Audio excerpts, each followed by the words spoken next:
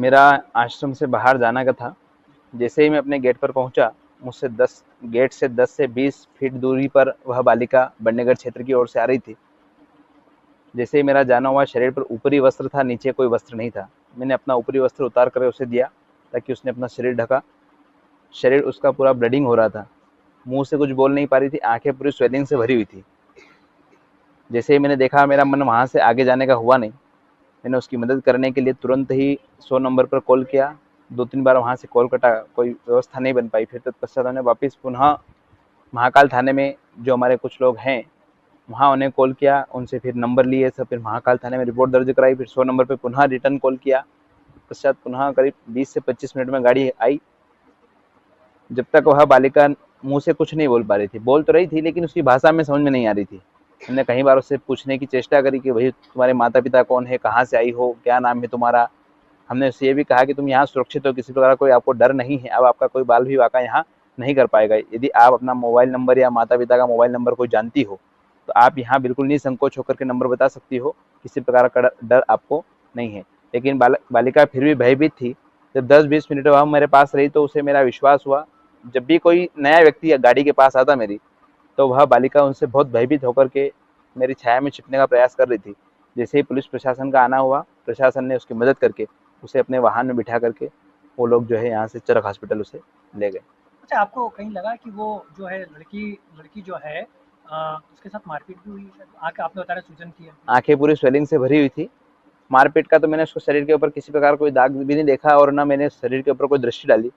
मेरा लक्ष्य सिर्फ उसकी मदद करने का था। मैंने उसे अपना वस्त्र, ऊपरी वस्त्र दिया नीचे ओढ़ने के लिए, नीचे पहनने के लिए। बाकी मैंने उसके शरीर पर किसी प्रकार का चोट का निशान नहीं देखा। आपने जब उसको पहली बार देखा, क्या वो बेहोश हो चुकी थी या फिर वो नहीं, मेरे चलते भी? पास बिल्कुल स्वस्थ थी, वो बोल भी रही थी, बातें भी कर रही थी। कहीं जाने के लिए बार बार किसी गांव का नाम, पूरी ऐसा ऐसे कुछ नाम बता रही थी।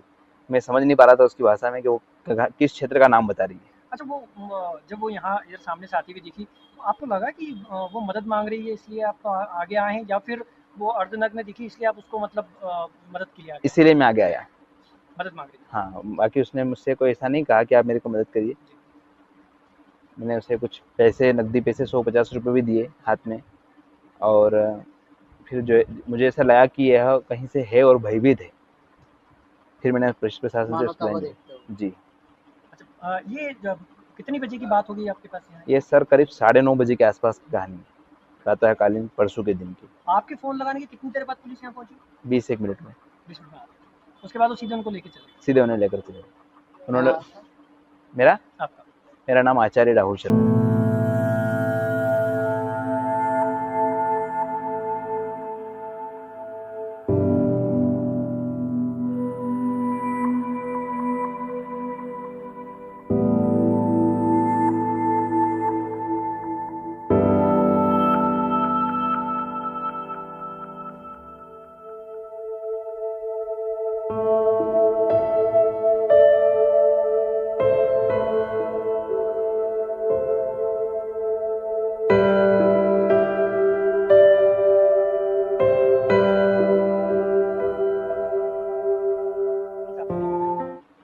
मेरा आश्रम से बाहर जाना का था।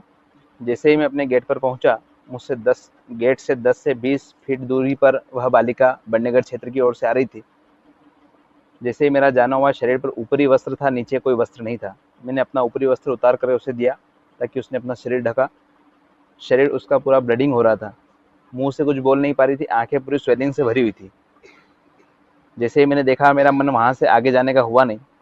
मैंने उसकी मदद करने के लिए तुरंत ही 100 नंबर पर कॉल किया। 2-3 बार वहां से कॉल कटा, कोई व्यवस्था नहीं बन पाई। फिर तत्पश्चात हमने वापस पुनः महाकाल थाने में जो हमारे कुछ लोग हैं, वहाँ उन्हें कॉल किया, उनसे फिर नंबर लिए सब, फिर महाकाल थाने में रिपोर्ट दर्ज कराई। फिर 100 नंबर पर पुनः रिटर्न कॉल किया। पश्चात पुनः करीब 20 से 25 मिनट में गाड़ी आई। जब तक वह बालिका मुंह से कुछ नहीं बोल पा रही थी, बोल तो रही थी लेकिन उसकी भाषा में समझ में नहीं आ रही थी। हमने कई बार उससे पूछने की चेष्टा करी कि भाई तुम्हारे माता पिता कौन है, कहाँ से आई हो, क्या नाम है तुम्हारा। हमने उससे ये भी कहा कि तुम यहाँ सुरक्षित हो, किसी प्रकार कोई आपको डर नहीं है, अब आपका कोई बाल भी वाका यहाँ नहीं कर पाएगा। यदि आप अपना मोबाइल नंबर या माता पिता का मोबाइल नंबर कोई जानती हो तो आप यहाँ बिल्कुल निसंकोच होकर के नंबर बता सकती हो, किसी प्रकार का डर आपको नहीं है।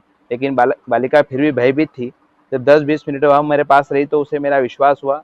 जब भी कोई नया व्यक्ति या गाड़ी के पास आता मेरी, तो वह बालिका उनसे बहुत भयभीत होकर के मेरी छाया में छिपने का प्रयास कर रही थी। जैसे ही पुलिस प्रशासन का आना हुआ, प्रशासन ने उसकी मदद करके उसे अपने वाहन में बिठा करके वो लोग जो है यहाँ से चरक हॉस्पिटल उसे ले गए। अच्छा, आपको कहीं लगा कि वो जो है लड़की लड़की जो है उसके साथ मारपीट भी हुई शायद? आपने बताया सूजन की है। आंखें पूरी स्वेलिंग से भरी हुई थी। मारपीट का तो मैंने उसको शरीर के ऊपर किसी प्रकार कोई दाग भी नहीं देखा और ना मैंने शरीर के ऊपर कोई दृष्टि डाली।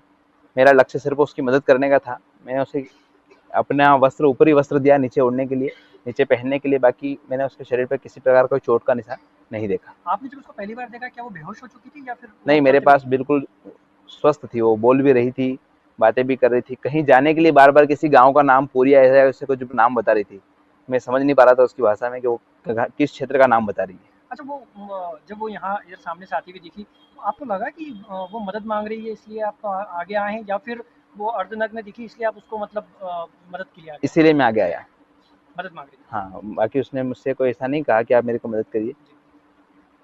मैंने उसे कुछ पैसे, नकदी पैसे 100-50 रुपए भी दिए हाथ में, और फिर जो है मुझे ऐसा लगा कि यह कहीं से है और भयभीत है। फिर मैंने पुलिस प्रशासन से उसकी लाइन ली। जी।